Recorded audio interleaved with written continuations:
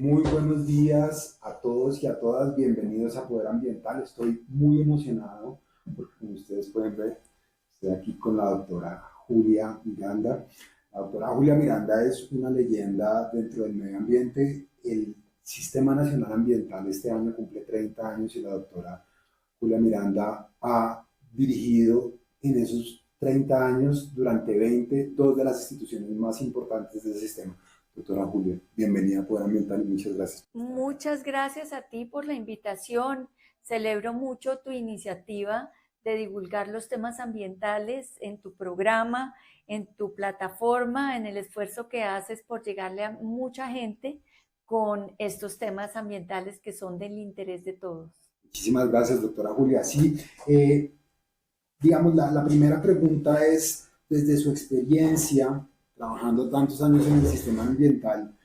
¿cuáles son las principales fortalezas y cuáles son las principales debilidades del Sistema Nacional Ambiental? También si nos pudiera hablar un poquitico como de los orígenes del Sistema Nacional Ambiental. Claro que sí, con mucho gusto, porque creo que es muy interesante cómo por un grupo de personas interesadas en el medio ambiente en Colombia, de una manera muy pionera en nuestro país,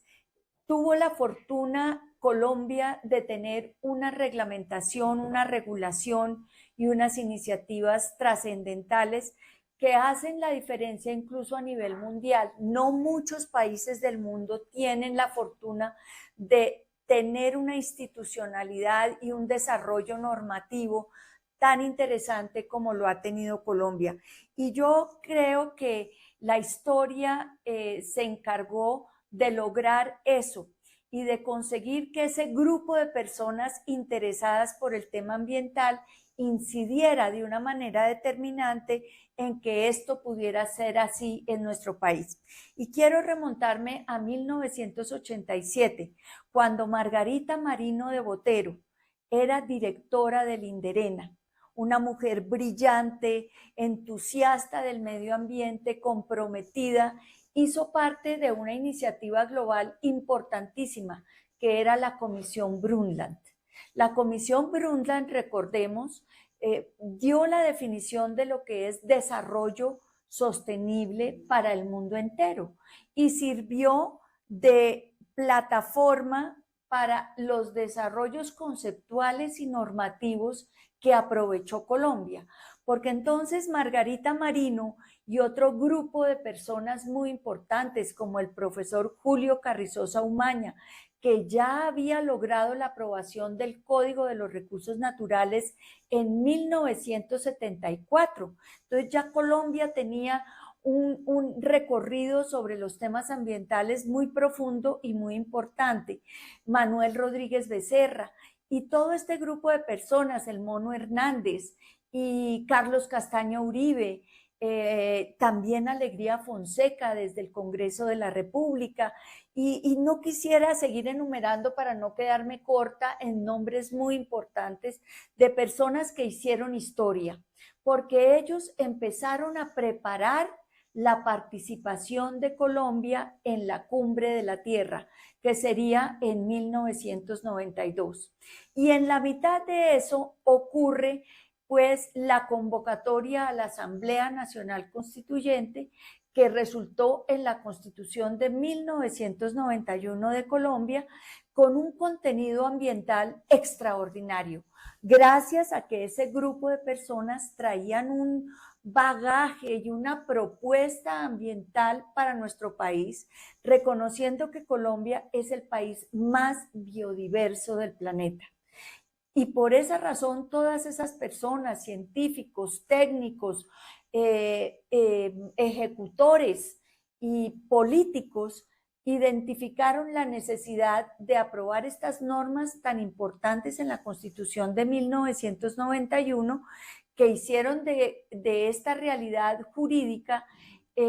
una constitución que es llamada en el mundo entero la Constitución Verde,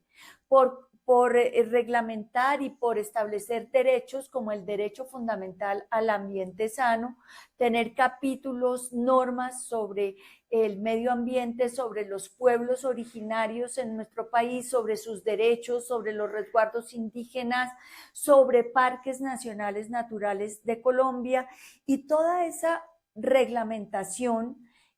se tradujo después en 1993 en la ley reglamentaria de la Constitución de 1991, que es la Ley 99 de 1993, que buscaba desarrollar y aterrizar esas normas constitucionales, creando el Sistema Nacional Ambiental de Colombia, creando el Ministerio del Ambiente como cabeza del sector, como ente rector de la política ambiental en nuestro país, y creando una institucionalidad y un concepto sobre qué es el Sistema Nacional Ambiental en Colombia, que como bien sabemos, no son solamente las instituciones y las normas, porque como bien le enseñan a uno en la universidad,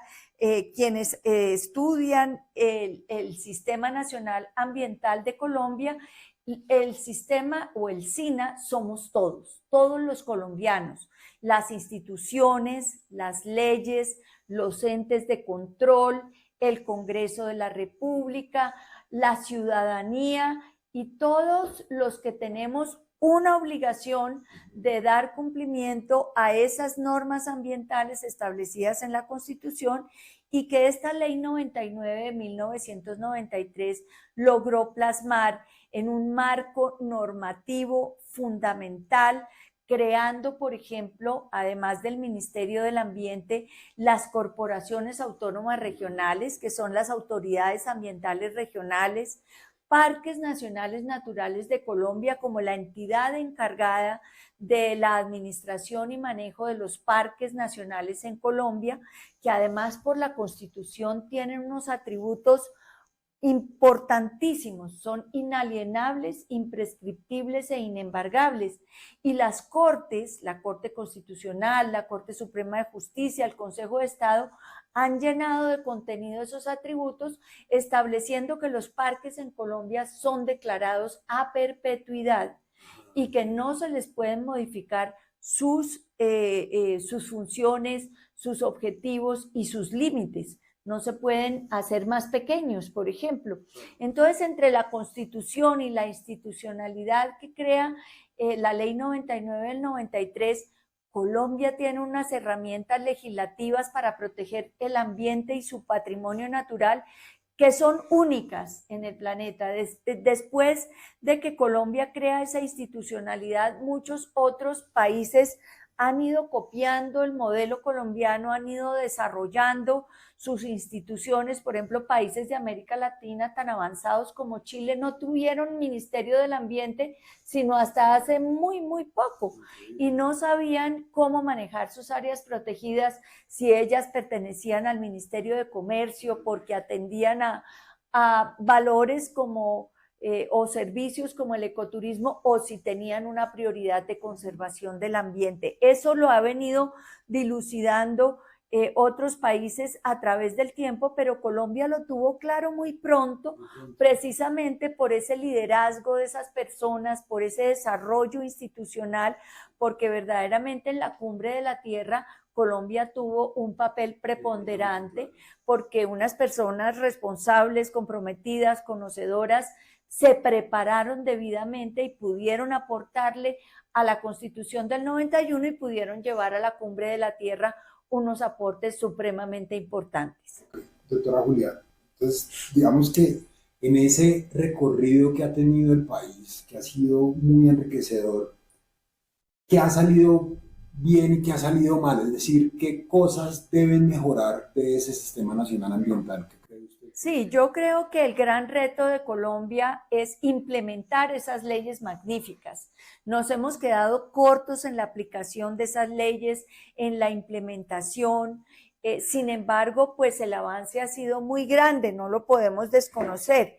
A pesar de ello, pues hoy tenemos unas realidades que no se contemplaron en el año 93, y son en muchos sentidos. Uno inicial, por ejemplo, que se me viene a la cabeza, sin duda, el sistema de parques nacionales ha crecido en nuestro país y la institución necesita un fortalecimiento. Además, porque en Colombia la realidad de orden público y seguridad ha sobrepasado en problemática lo que se previó. Y además la extensión de las áreas pues se ha duplicado, se ha multiplicado. Entonces necesitamos más personal de guardaparques, necesitamos más compromiso de la fuerza pública para guardar esas áreas protegidas y realmente lograr la conservación. Hay muchos delitos ambientales, muchas actividades ilícitas dentro de estas áreas protegidas, pero digamos su concepción fue supremamente acertada, fue realmente visionaria y nos da las herramientas para poder ir ajustando lo que se requiere a medida que va creciendo la responsabilidad y las áreas. Por ejemplo, la autoridad de licencias ambientales ha ido fortaleciéndose en el tiempo porque han crecido los proyectos de desarrollo en el país y ha tenido que haber un ajuste sobre esas normas sobre licenciamiento ambiental, que es una herramienta fundamental para poder lograr el equilibrio entre desarrollo y protección ambiental. Ahí tenemos todavía grandes retos. También tenemos grandes retos en los institutos de investigación científica. Ellos fueron creados, 5 institutos de investigación científica, por la Ley 99 de 1993 y han sido trascendentales para el país porque son institutos técnicos que han logrado su objetivo de generar conocimiento para tomar las mejores decisiones informadas por parte de las instituciones, por parte de los gobiernos, por parte del Congreso, por parte de las autoridades locales, por parte de las corporaciones autónomas regionales. Los institutos de investigación, que recordemos son el Instituto Humboldt sobre biodiversidad, el Instituto de Investigaciones del Pacífico, sobre toda la parte terrestre del Pacífico y su enorme biodiversidad, el INVEMAR sobre la ciencia que debe estar respaldando las decisiones en el mar, tanto en el Pacífico como en el Caribe, el IDEAM sobre bosques y sobre el agua y sobre el clima, y el SINCHI, que es el Instituto maravilloso sobre el conocimiento de la biodiversidad amazónica. Entonces, pues ellos necesitan un fortalecimiento en su planta de personal, en sus recursos, porque sus retos son enormes y es deber del Estado seguirlos fortaleciendo con el presupuesto que necesitan y sobre todo tenerlos muy en cuenta. Pero es que además en Colombia, respecto de la ciencia, las universidades, la Academia de Ciencias Exactas, Físicas y Naturales y todas las instituciones que generan ciencia han sido muy valoradas por el Sistema Nacional Ambiental en Colombia. Entonces, esto es muy valioso y tiene que seguirse teniendo en cuenta y valorando y fortaleciendo. Problemas también alrededor de las corporaciones autónomas regionales. Fueron creadas por la Ley 99, por supuesto en buena hora, así como las autoridades ambientales urbanas, que tienen pocos dientes. Las autoridades ambientales urbanas, si bien tienen una responsabilidad tan grande, porque los mayores impactos ambientales se dan en las grandes ciudades, en las urbes, pues las autoridades ambientales urbanas no tienen la autonomía que requieren, no tienen el presupuesto que requieren. Se necesita que les demos los dientes adecuados y la independencia para ser de verdad una autoridad ambiental independiente. Hoy dependen del alcalde porque son funcionarios del alcalde. Las autoridades ambientales urbanas vigilan a las entidades de los municipios, además, por supuesto, de vigilar al sector privado y a los ciudadanos, también vigilan las acciones de las entidades públicas del distrito capital o de las diferentes ciudades, pero al mismo tiempo son subalternas del alcalde. Entonces ahí puede haber como un conflicto. Puede haber un conflicto de interés y puede haber una falta de independencia para tomar las decisiones. Como sí son independientes las corporaciones autónomas regionales, incluso lo son por constitución, pero aquí el órgano de gobierno de las corporaciones autónomas regionales hace que ellas dependan demasiado de las decisiones políticas, porque su consejo directivo está compuesto por los alcaldes de la región, por los gremios, por las ONGs, por las comunidades que integran la región de la que es competente, en la que es competente la corporación respectiva, y eso ha politizado mucho a las corporaciones. Se necesitan corporaciones más técnicas y menos politizadas. Necesitamos los más expertos directores de corporación autónoma que además puedan tomar decisiones autónomas sobre los problemas ambientales que tiene el país. Las corporaciones tienen un rol fundamental en nuestro país y necesitamos que sean los mejores directores y los mejores equipos técnicos. Por lo general, los funcionarios de las corporaciones son técnicos y hacen un gran papel en todos los temas, pero si el director de la corporación tiene sesgos políticos o está empeñado a un determinado político, generalmente perteneciente al Congreso de la República, pues no pueden cumplir cabalmente con independencia sus funciones. Ahí tenemos un gran reto para mejorar ese gobierno que hay dentro de las corporaciones autónomas regionales. Doctora Julia, una pregunta ya como para ir cerrando.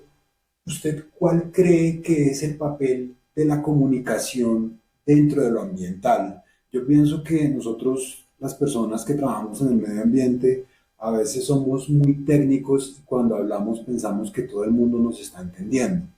Y no es así. Entonces, ¿usted qué cree que se puede hacer mejor desde la comunicación para hablar de lo ambiental? La comunicación es trascendental porque además tiene la gran oportunidad de sensibilizar a la gente sobre los valores ambientales o sobre los problemas y las crisis ambientales. Y ahí, por ejemplo, el recurso de las imágenes, de los videos,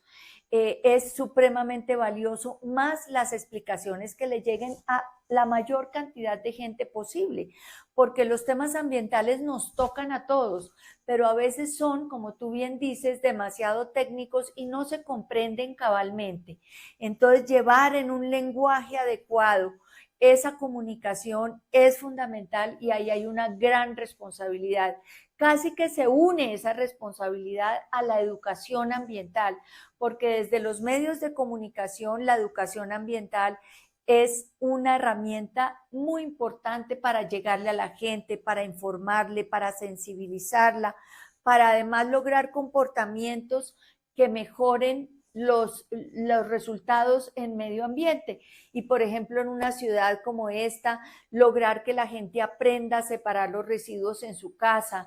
que entienda por qué hay un impacto ambiental enorme en que los residuos sólidos sean mal manejados y cómo desde los hogares y desde los colegios, de los centros comerciales, desde cada individuo se puede hacer la diferencia. Y eso lo puede lograr un buen medio de comunicación. Claro, y es un esfuerzo que es continuo, porque por ejemplo, en estos días veía una entrevista suya y usted hablaba que parques nacionales naturales tienen una crisis importante y la gente piensa, no, a mí no me importa eso, pero yo en estos días hablaba con Cristina Arango, la anterior gerente del acueducto, y ella decía que hay una relación causal entre el buen estado del Amazonas y el agua de Bogotá en Chingaza, por lo de los ríos, y eso no es claro entre la gente. Entonces... Y es muy importante entenderlo porque todo está conectado y todo nos afecta.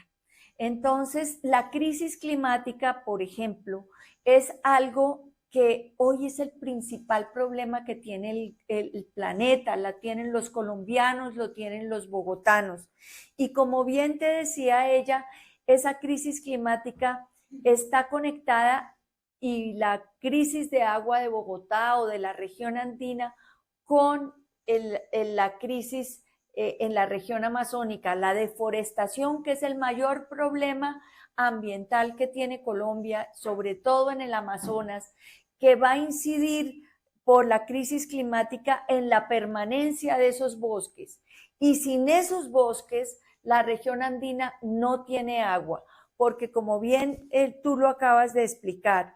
esos bosques transpirando vapor de agua, emitiendo vapor de agua, que se convierte en nubes y en corrientes húmedas, que vuelan con los vientos y se estrellan en la zona montañosa de la región andina y tienen la fortuna de caer en los páramos, porque entonces cuando decimos que los páramos son fábricas de agua, eso no es preciso. Los páramos reciben el agua que le manda el Amazonas, les manda el Amazonas, y ellos por su altura, por su vegetación y por su fauna, están diseñados para almacenar esa agua que viene con las nubes y con esos ríos aéreos que son las fuentes de agua gaseosa, de vapor de agua que ha mandado el Amazonas a que se estrelle contra esas montañas, se condense y baje en forma de humedad y goticas a esa vegetación que las captura y las deposita en los suelos de musgos y en los suelos de tierras muy gruesas, y que se vuelven verdaderas esponjas y colchones de agua que se van liberando poco a poco en pequeñas goticas que se convierten en quebradas y en ríos. Entonces todo está conectado y por eso nos tiene que importar la deforestación en el Amazonas, nos tiene que importar el buen estado de los páramos para que ellos reciban bien el agua, nos tiene que importar que el oso de anteojos sea una especie que perviva y perdure en esos páramos, porque ellos garantizan el buen estado de esa vegetación y de esa flora, y las demás especies de fauna también, por supuesto, y a los bogotanos nos impacta directamente, o a toda la región andina, o a toda la población de Colombia. Y por eso, para terminar esa charla que teníamos sobre la institucionalidad del SINA, y que en ese entonces, cuando se aprobó la ley 99 del 93 y se creó el SINA, la crisis climática no era tan evidente todavía, y entonces no se crearon instituciones que pudieran manejar esa crisis climática en nuestro país, y ahí tenemos otro reto muy grande, que es el de desarrollar esa institucionalidad, esa política y esas normas para poder enfrentar la crisis climática que hoy vivimos. Claro, central, absolutamente central. Yo me podría quedar aquí hablando todo el día con usted, pero le voy a hacer dos preguntas finales que yo le hago a todos los invitados. Para usted, ¿qué es poder, doctora Julia, y qué es política? Pues yo creo que son realmente las posibilidades, tanto el poder como la política, de servirle a la gente, de prestar un servicio público, de hacer algo por la comunidad que haga la diferencia entre manejar bien el poder y ejercer bien la política y no hacerlo. Podemos hacerle el bien a la comunidad, el bien común está allí para poder lograr que la calidad de vida de la gente cada vez sea mejor, que haya desarrollo, que haya bienestar, que haya cuidado por el ambiente, y eso se logra a través del buen ejercicio del poder y de la política. Perfecto. Doctora Julia, muchísimas gracias a todos ustedes por habernos visto, y nos vemos en estos días con más charlas de estas así interesantes. Muchas gracias a ti.